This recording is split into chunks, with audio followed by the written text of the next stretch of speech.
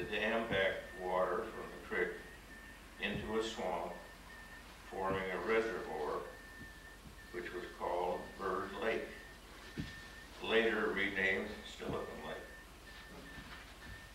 The mill was in continuous operation until 1870. And shortly thereafter, as far as I was able to determine, not certain the others were, that it was dismantled. So it wasn't used much long after that. In 1857, Andrew and his brother John Preston built one of the first grist mills north of the Columbia River, 100 yards further down the creek. And that's what I was showing you here, the grist mill. And a flume from the dam carried water to operate the machinery. Settlers from Pierce and nearby counties brought grain to be ground into flour. The mill was in operation as recently as 1910, as recent as 1910. So you see that this grist mill was operation quite a while, much of the latter part by different owners, however, as we'll get to pretty soon. Several years later, it was turned into a piano factory and then a furniture and upholstery business. The building was tore down in 1937. One of the millstones, and this is just a section of the millstone. If you want to see almost a complete one,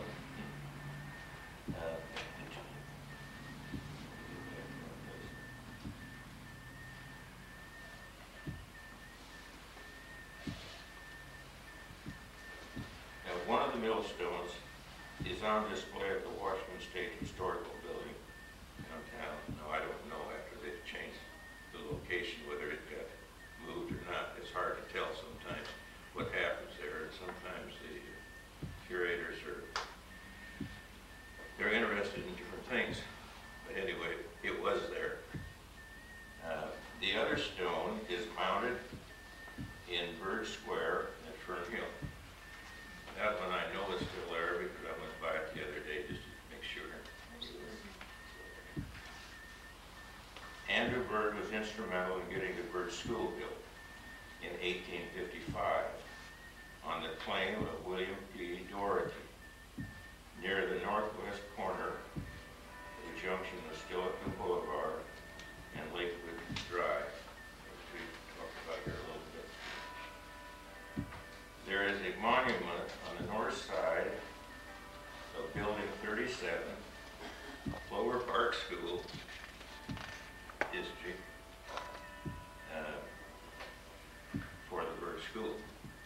Now at one time, and now you can't see it from the road, in fact it is pretty hard to find if you don't know where to look, that they widened the road, put a turn lane in there, and so there isn't even a place to park along there in front of this Building 37. There's a tall shrub hedge up 8-9 feet tall, so you couldn't see through there. You can go around and come in and come back, and so that marks. It's 160 feet south of where the school was. I can remember when my dad was trying to put that monument up when he was president of the Pierce County Pioneers Historical Society, and he talked to the people that owned the land, and they didn't even want him out on it. So that he put it over there in front of the Clover Park building.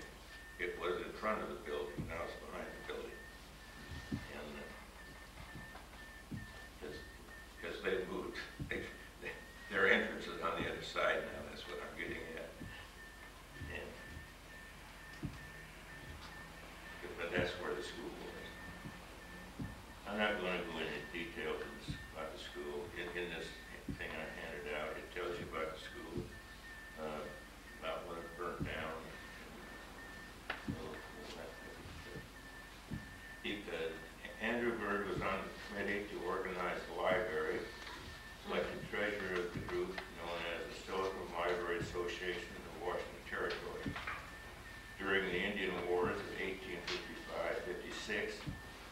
He enlisted in the 1st Regiment of Washington Territorial Volunteers. He was elected county commissioner for 4 consecutive terms, 1860, 1861, 1862, and 1863. But the last he did not finish because of his untimely death. On January 21st, 1863, as Andrew was entering the post office at Stillwater, he was shot by J.B. Bates, who reportedly had been told by someone that he had killed Bates' cow. Andrew Byrd died the next night and was buried in the Byrd Cemetery, which I showed you a picture of here a minute ago. And on the day after he died, about 100 citizens overpowered Sheriff Stephen Judson, took Bates from the brick jail, and hanged him from a pole extended from the upper door of the barn. That was Pioneer Justice Maker.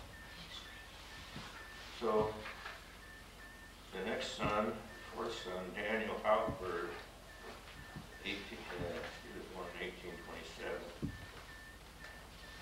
On their trip out here, he stopped in Benton County, and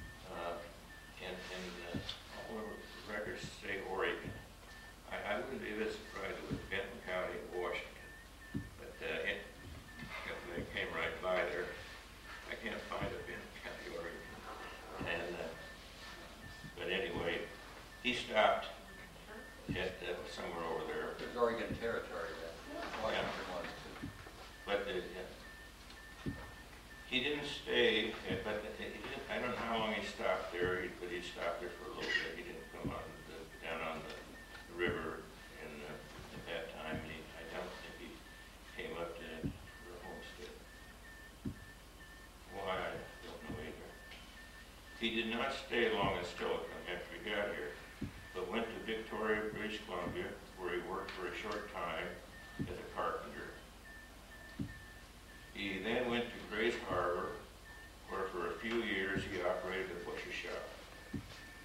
He later returned to Stillwater, where in 1859 and 1860 he owned and operated a general merchandise store. In 1859 he petitioned the county commissioner to build a wharf at the foot of Main Street and was granted an extension in 1860. In 1859, he was Justice of the Peace for Pierce County. And then, for some reason, he up and went to the Dalles, and where he engaged in carpentry and in contracting.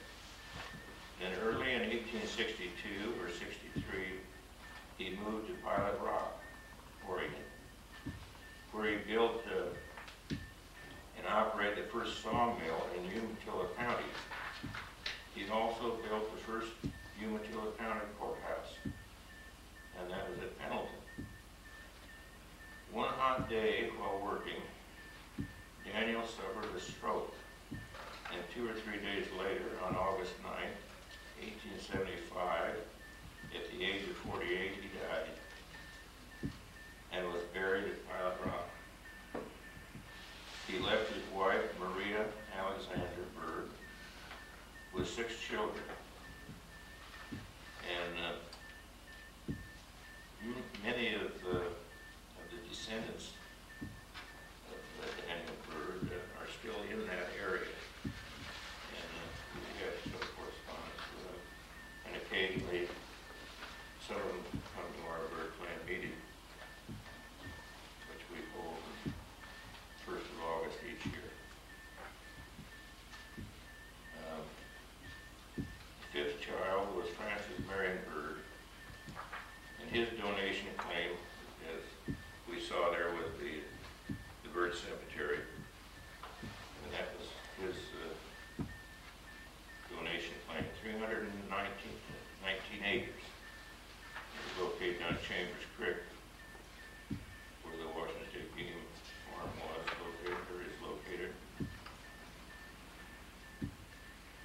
say is or was. I know there's a sign out there now that says South Sound Wildlife Area.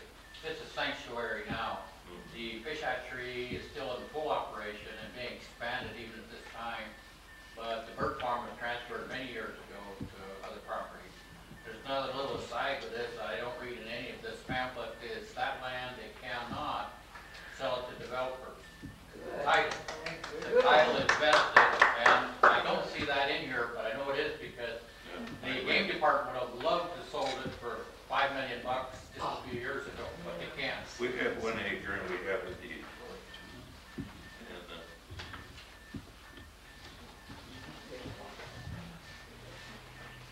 well, the Byrd Cemetery is located on that claim. In April 15th, 1864, Francis Marion and his wife Sarah sold all of their donation claim. They sold that. But when they sold it, George Washington Byrd, he bought the cemetery, and it's now leased to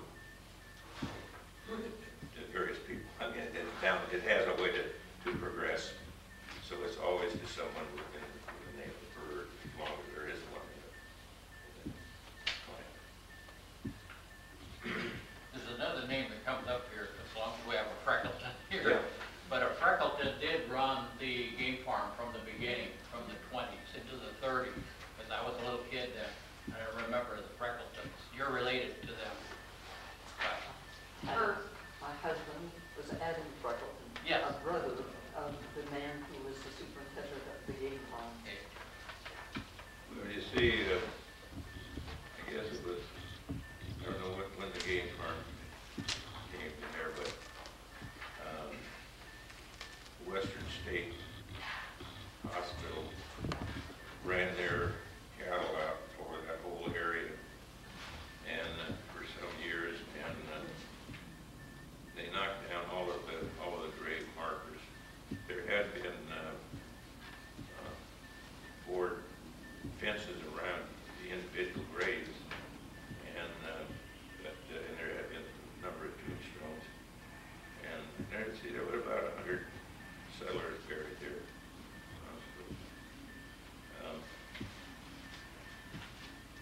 There was an effort made several times to, and it's in this folder that I give you, so you can read it, but anyway, they had quite a time until they finally got a governor who was a little more sympathetic, and they had the game farm for the state build a fence around the cemetery, and it is our duty to take care of it. Well, anyway, he sold that whole thing in 1864. I kind of wonder if there was some connection with this, selling it, and Andrew Byrd's death, and all of this. One can't really guess, I guess. But anyway, he sold his claim there, and he bought 80 acres of land 4 miles south of Seattle. And he moved his family there in 1864. He cut the timber, cleared the land, and tilled the soil there for about 10 years. He then rented a farm 4 miles southeast of Walla Walla, and lived there for 4 years. In 1877, he moved to Pinawawa. Pinawawa is down on the Snake River where it makes the big loop. They're pretty close to Cold Falls, where he